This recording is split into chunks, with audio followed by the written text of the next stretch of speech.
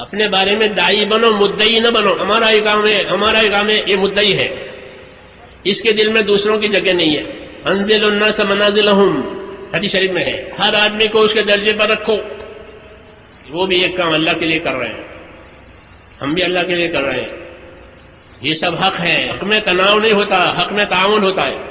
رفیق بن کے کام کرو، فریق بن کے کام مت کرو. ان کو ہے اپنی دنیا الگ نہیں بنانی ہے کہ ہم تبلیغ والے اور یہ مدرسے والے. یہ غلط بات ہے. دین کے جتنے کام ہو رہے ہیں دنیا میں وہ سب دین کے لیے ہو رہے ہیں.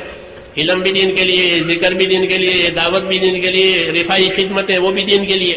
ہمارا ذہن وسیع ہو کہ اللہ کے ہاں سب کا درجہ ہے، سب دین کے لیے کر رہے ہیں. اپنے بارے میں داعی بنو، مدعی نہ بنو. ہمارا یہ کام ہے، یہ مدعی ہے.